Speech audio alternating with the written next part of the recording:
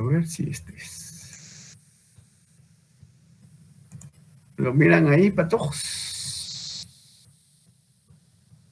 Vamos a hacer un poquito más chico.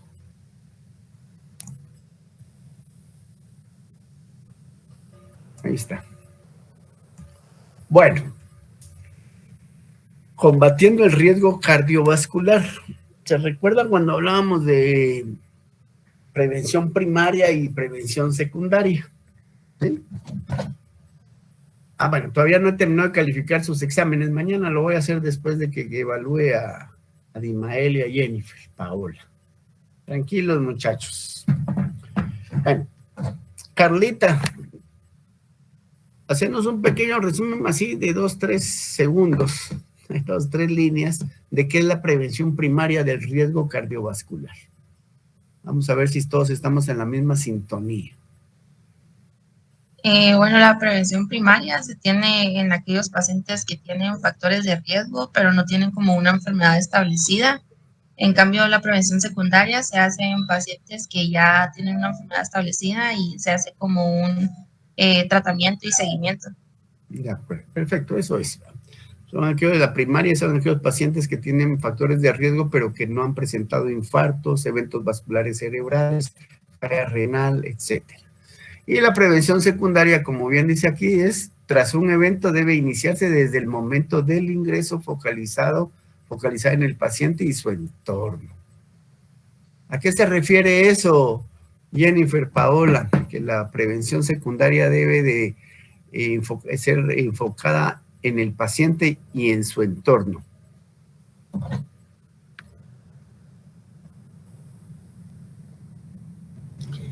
A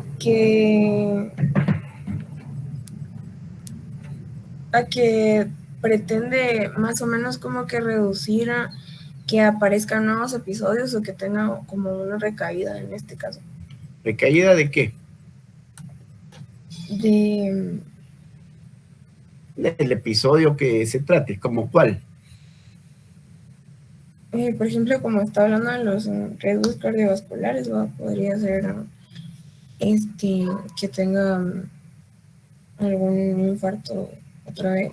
Exacto, o sea, insisto en esto porque debe de quedar bien claro, muchachos. Prevención primaria es aquella que se va a dar en aquellos pacientes diabéticos, hipertensos, que fuman, que son gordos, etcétera, etcétera, pero que no les ha dado ninguna lesión a ningún órgano. Y la secundaria es los mismos pacientes, pero que ya les dio lesión a un órgano. Y cuando se refiere focalizada a su paciente y a su entorno, Paola, ¿a qué se refiere? Jennifer, Paola. Tal vez digamos que al modo de vida que están llevando, como obviamente tendrían que cambiarlo para reducir los riesgos. Siento yo que por ahí va. Desglosémoslo bien. Si se enfoca en el paciente, ¿qué es lo que debo de hacer?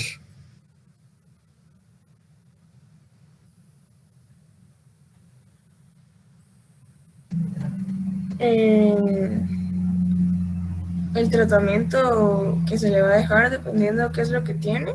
Exacto. Pone algún ejemplo. ¿De qué tratamiento le vas a dejar a un paciente que hizo un evento vascular cerebral que es diabético? La insulina para el paciente diabético. Le podemos dejar insulina o le podemos dejar hipoglicemiantes orales y mejor dicho, asociándole la dieta. Consulta a nutrición. Si no mal estoy, la primera vez que hablamos, que fue presencial, de estos factores de riesgo y toda la cosa, mencionábamos ¿cómo se llama esto? La consulta a nutrición. El problema es quién puede pagar un nutricionista aquí en Guatemala, un trabajador del IX, por ejemplo. Y después, mucho menos, quién puede seguir la dieta que le van a dejar. Pero bueno, a eso se refiere focalizado en el paciente, ¿verdad? La dieta en este caso y dejarle el tratamiento, ya sea para diabetes, para hipertensión, o si tiene hiperlipidemia o hipertrigliceridemia, dejarle el tratamiento. Y en su entorno es que deje de fumar, que la familia lo deje de estresar, etcétera, etcétera. Y debe estar dirigida a fomentar el ejercicio físico en el adecuado control de los factores de riesgo cardiovascular y en la participación en programas de rehabilitación cardíaca. Vuelvo a insistir, el ICS como tal no tiene un programa de rehabilitación cardíaca. Eso lo tendría que pagar el paciente por su propia cuenta. Bueno, antecedentes de la enfermedad actual y exploración física. Léetelo ahí, por favor, Jennifer Paola. Desde aquí. Antecedentes de enfermedad actual y exploración física. Varón de 67 años en seguimiento con consulta de cardiología. En antecedentes tenemos alergia al ácido acetilsalicílico, cardiopatía isquémica coronaria con enfermedad de un vaso, angioplastía coronaria transluminal percutánea e implante de stent farmacoactivo en arteria descendente anterior media, función VI normal, hipertensión arterial, insuficiencia renal crónica estadio 3, trombosis venosa profunda con mutación del factor 5 de Leiden. Va, para ahí. Este ya lo habíamos discutido la vez pasada, si se recuerda. ¿Sí?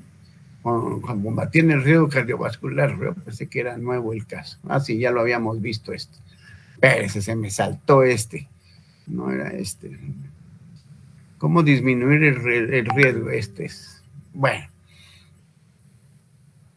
Bueno, entonces vamos a leer este caso.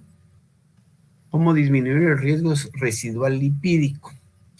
Es lo que estamos hablando del tratamiento de la hipertrigliceridemia y todo eso. Bueno. ¿Han leído algo de dislipidemias ustedes, Julio? Más o menos, doctor. ¿Qué has leído? Bueno, la dislipidemia pues puede dividirse en diferentes clasificaciones, si no estoy mal. Dislipidemia familiar, que ya es una dislipidemia que es hereditaria, ¿verdad? Que la ha presentado desde los abuelos hasta los padres, hasta los hijos, ¿verdad?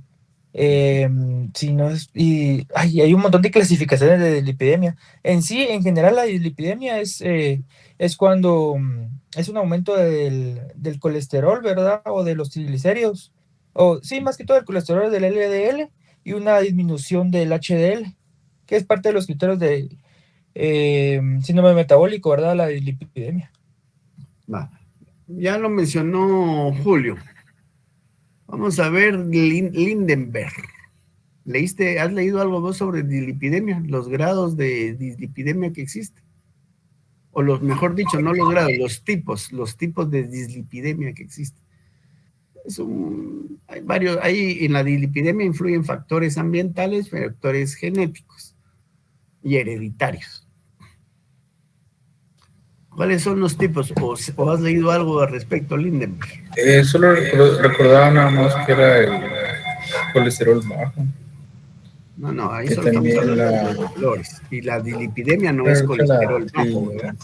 Algo así. ¿Perdón?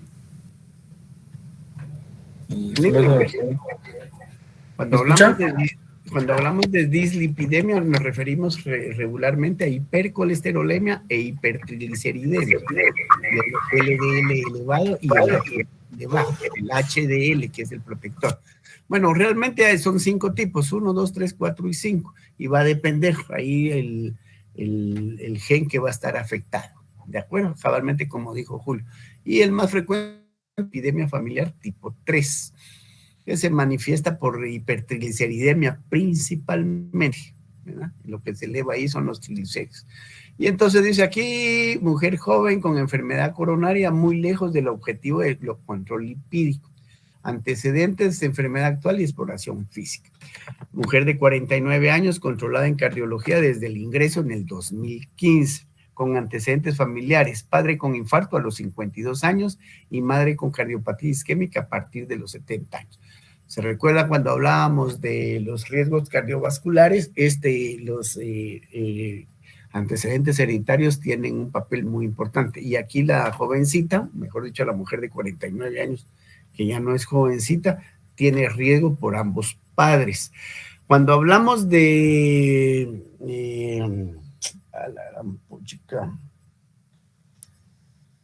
Espérense. Es que, ¿cómo se los voy a plantear? Cuando hablamos de la herencia, existen dos conceptos: autosómico dominante y autosómico recesivo. ¿A qué se refiere eso, el dominante, Luis Fernando?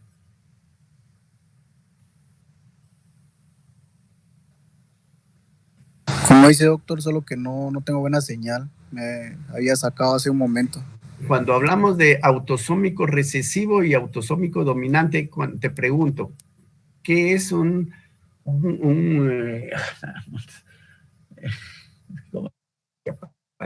muchachos, una característica? No es la palabra, pero sí, que es autosómico dominante? ¿A qué se refiere?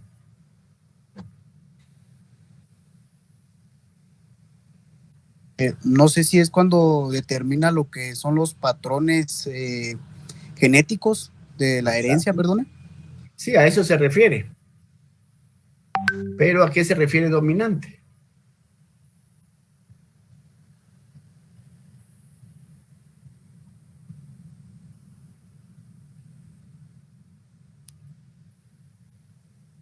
¿Sí? No sé, doctor. Carlita.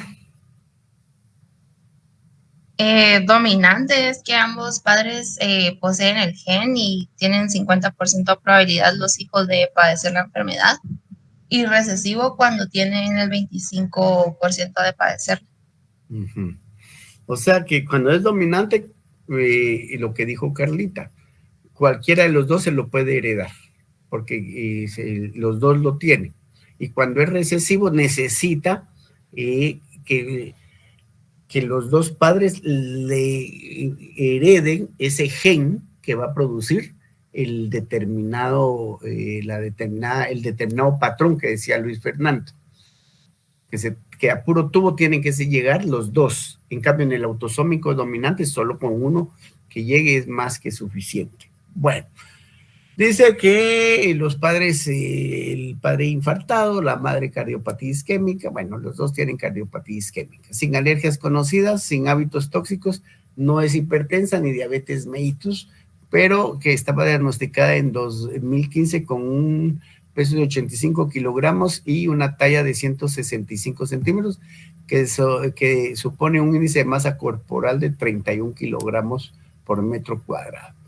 Según el índice de masa corporal, ¿cómo estaría clasificada esta paciente, Jennifer Paola?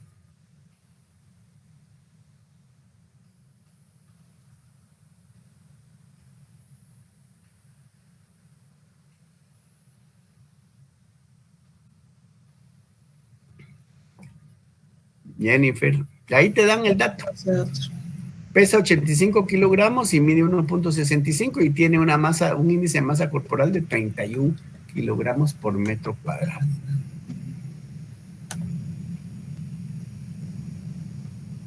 ¿En dónde se encuentra ella? ¿En qué estadio se encuentra? En obesidad. En obesidad grado 1.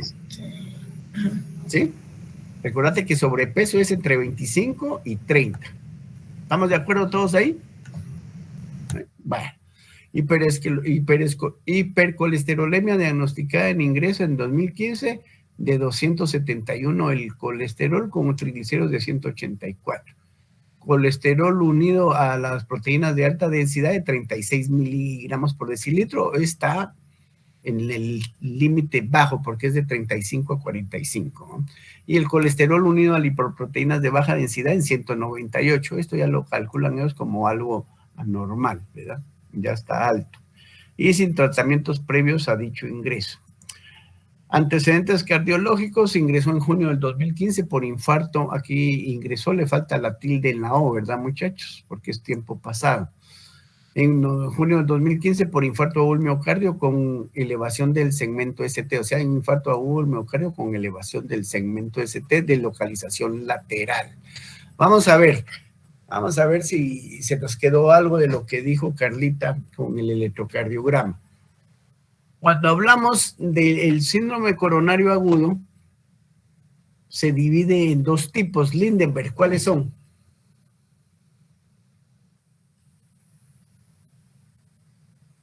Doc, esa fue la clase de ayer, ¿verdad? ¿Te manda? ¿Fue sobre la clase de ayer? No, pero el síndrome coronario agudo se divide en Ah, dos. ¿Cuál es? en la angina inestable y No. La angina inestable es parte de la como usted primera, dice, de una de elevación las del cimiento. subdivisiones. Ahí está la respuesta.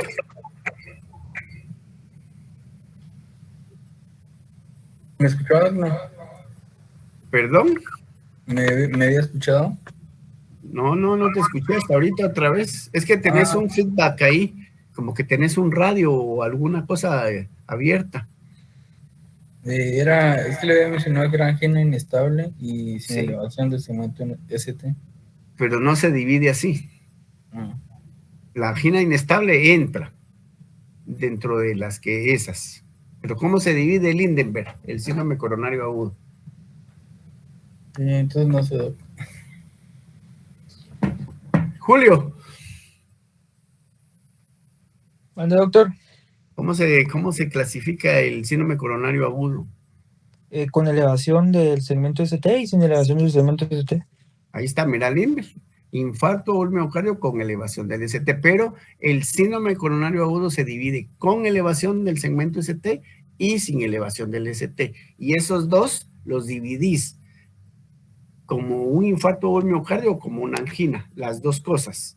Solo que cuando es con elevación del segmento ST es más frecuente el infarto o miocardio, pero puede presentarse un proceso anginoso, aunque tenga elevación del segmento ST. ¿Estamos claros con eso, Lindenberg? ¿Sí? Y el opuesto, el que no tiene elevación del segmento ST, puede presentarse un infarto o miocardio o con una angina. Solo que aquí, cuando el síndrome coronario agudo es sin elevación del segmento ST, lo más frecuente que presenta el paciente es un proceso anginoso y muy raramente un infarto o miocardio. ¿De acuerdo?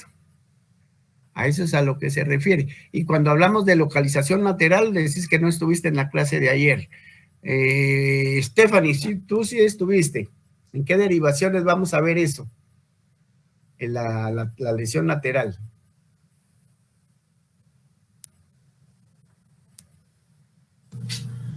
¿No vendrían siendo las 5 y las 6? ¿Qué? 5 y 6, ¿qué? De la tarde. No, doctor. Entonces, Permítame. Lo que sería... dijo derivaciones, ¿verdad? exacto. Sí, dijo derivaciones.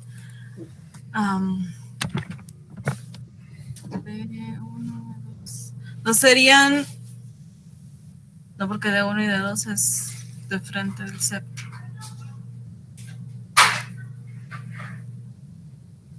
No estoy seguro, doctor. ¿Por qué lo voy a mentir? Más cerca. Es de 1, es uno de ellos. ¿Sí? De 1. ¿Y las otras cuáles son, Carlita? Carlita sin C.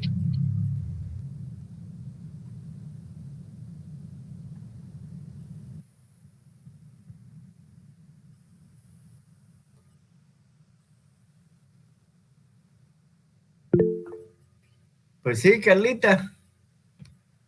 Tú diste la clase ayer y la diste muy bien. Es como dijo Carlita sin C, yo dije la otra Carlita. Carlita con C, dije. Pues la verdad que yo di la clase ayer, pero sí ando con un poco ahí de letargia, no me acuerdo. ¿Cómo que no te vas a recordar? Como diría mi compañera, ¿para qué le miento? ¿Ah? Como diría mi compañera, le digo, ¿para qué le miento? Esteban. No sería de 3, perdón. De 3 no. Sí, yo solo me acuerdo de 1 también, doctor. Bueno, vamos a repetirlo pues, muchachos. Cuando hablamos de las... alguien lo había mencionado. Sí, Sergio Montúfer. Yo creo que alguien lo escribió. Ajá, B6. ¿Sí? Exacto. Cuando es lateral, nos referimos principalmente al ventrículo izquierdo, ¿sí? Ventrículo izquierdo. Y es ABL, D1, B5 y B6. Solo que ABL y D1 es lateral alto. Y B5 y B6 es lateral bajo. Bueno, todos son lateral. Y cuando hablamos de inferior, ¿de qué derivaciones hablamos? Sergio.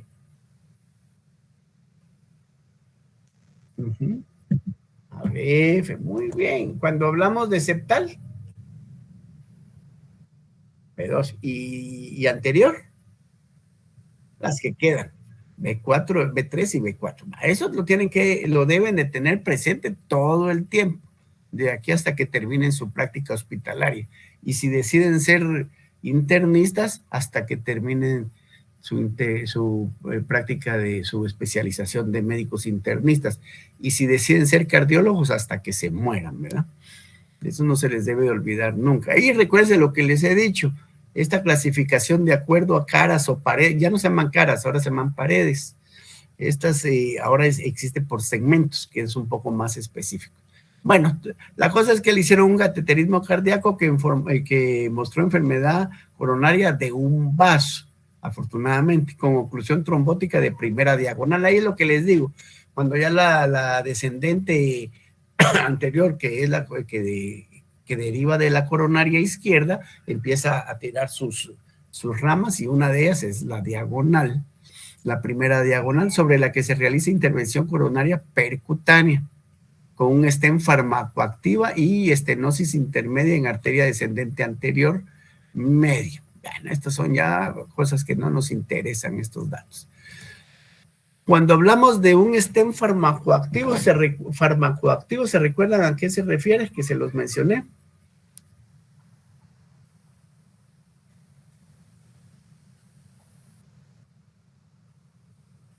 Exacto.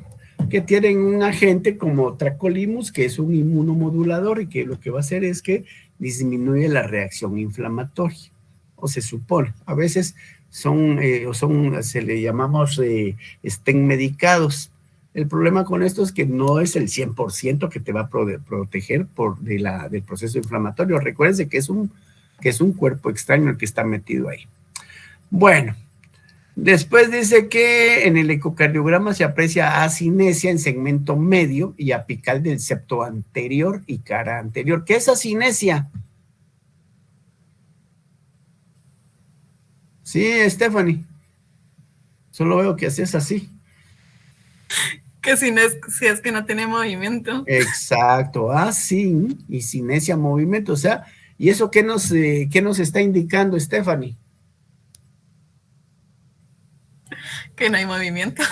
Sí, pero que traducímelo en español.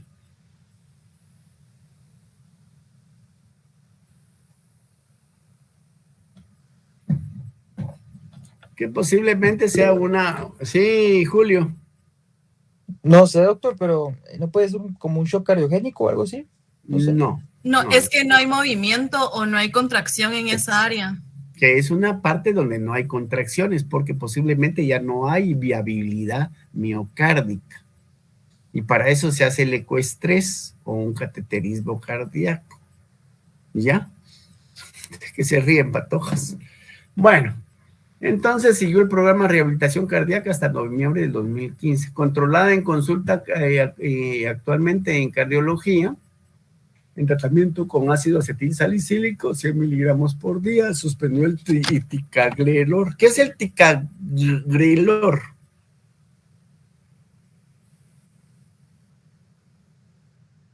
¿Y cómo funciona? Muy bien. Por supuesto, pero ¿cómo? Porque la aspirina también.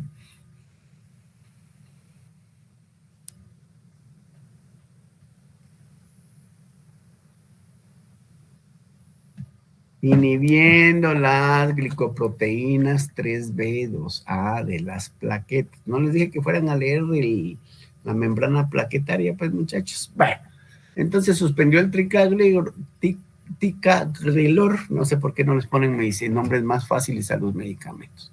Y le dejaron solo la aspirinita, le dieron bisoprolol, que es un betabloqueador, losartán, ¿qué es el losartán?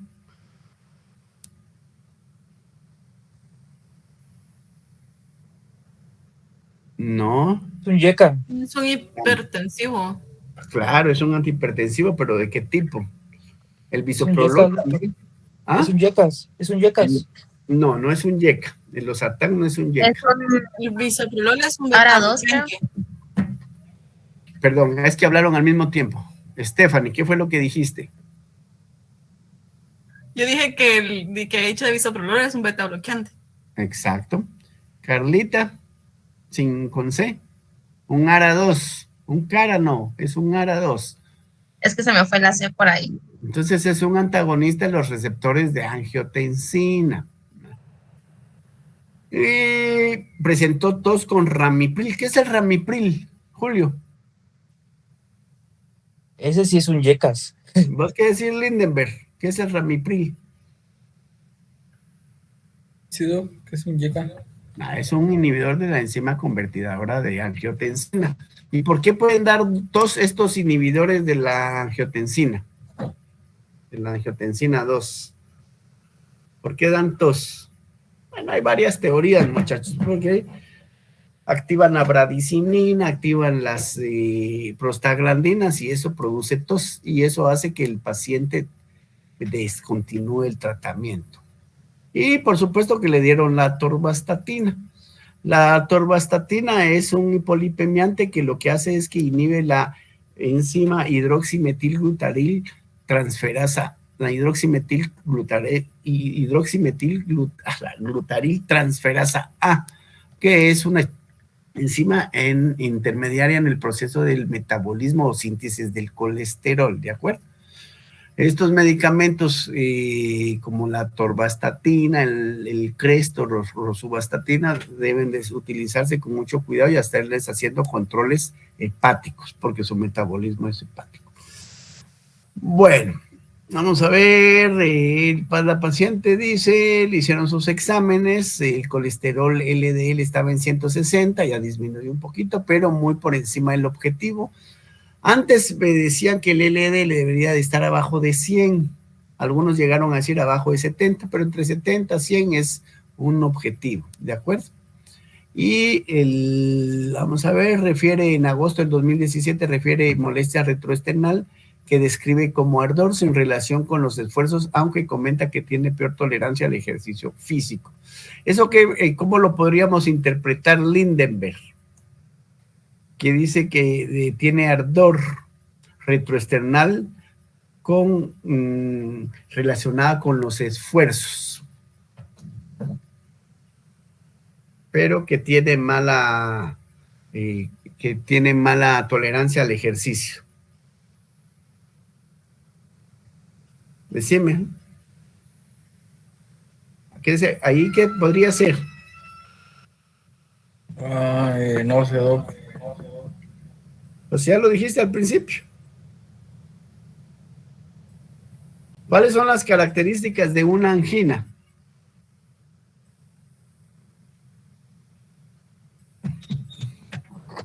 ¿Una angina inestable? No. La angina puede ser estable e inestable. ¿Qué es una angina, Lindenberg? ¿Cuál es la característica, la presentación principal del proceso anginoso? Es un dolor de pecho. Dolor de pecho, que podría interpretarse como ardor. Y también dice que no tolera bien el ejercicio. Entonces, la angina inestable es aquella angina o aquel proceso de dolor precordial que se presenta en determinado momento con relación o sin relación al ejercicio o a la actividad. Y es estable cuando dura menos de 30 minutos y es inestable cuando dura más de 30 minutos. Cuando dura más de 30 minutos es inestable y nos puede desencadenar un infarto miocardio. Y esto podría ser que tenga un proceso anginoso o que tenga insuficiencia cardíaca, ¿de acuerdo? Vamos a ver, la ventana no es adecuada para ecocardiograma de estrés y se solicita tomografía. En la última revisión, esto no importa. Vamos a ver. Hicieron un cateterismo cardíaco en el ingreso del 2015, videos 1 y 3, no los tenemos, y miran que continúa oclusión trombótica de la primera diagonal de gran desarrollo. Le hicieron una angioplastía, eso ya lo mencionaron, muchachos. Y le hicieron un SPECT de esfuerzo en agosto del 2017 y una ergometría según el protocolo de Bruce. ¿Cuál es el protocolo para qué sirve el protocolo de Bruce? Esteban.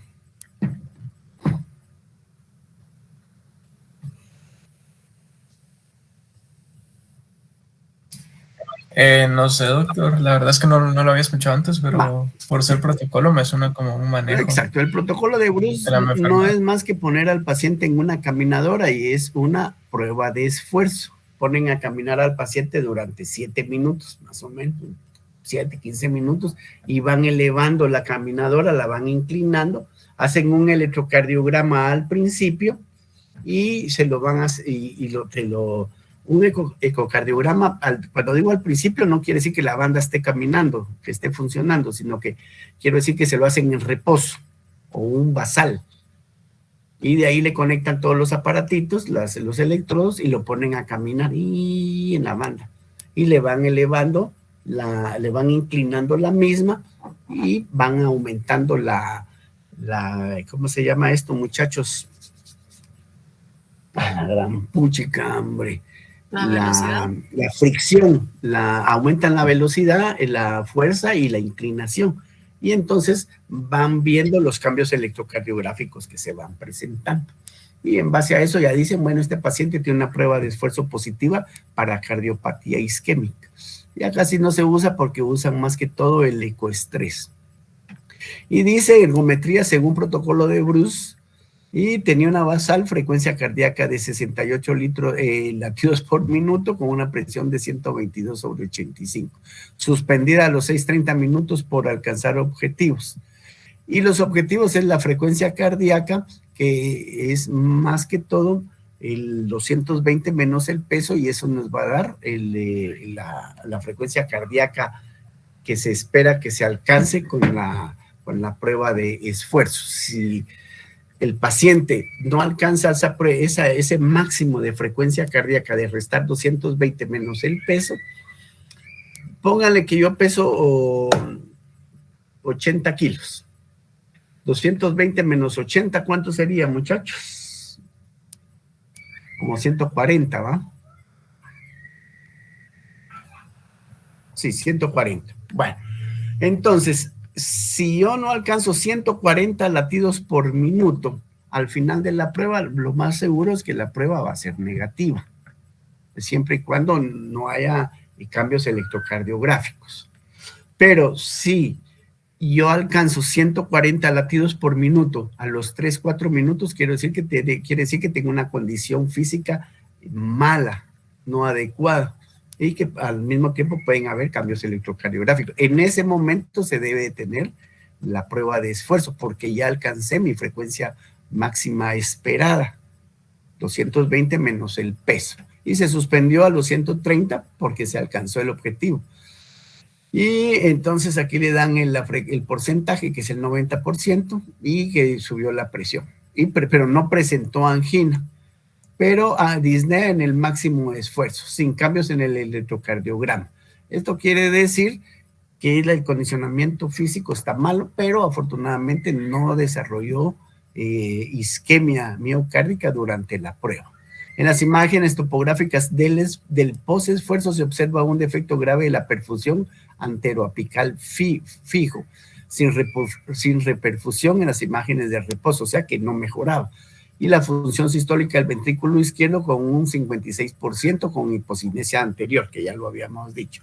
Bueno, para fines prácticos, esta paciente lo que tiene es una cardiopatía isquémica, muchachos, crónica, infarto agudo miocardio en el 2015, y tiene la hipercolesterolemia de difícil control, porque a pesar de que le están dando rosuvastatina y le agregaron otro medicamento, no baja, y eso la predispone a presentar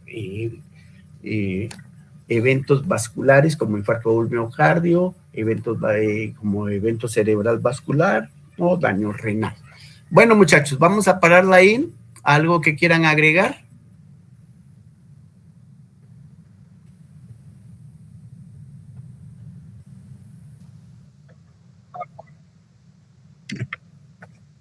No se restan por, ¿va? Porque está mal dicho, se restan por. ¿Quién habló por ahí?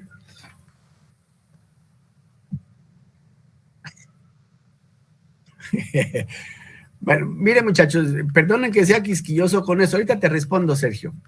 Pero ustedes dicen se divide por, no, se divide entre.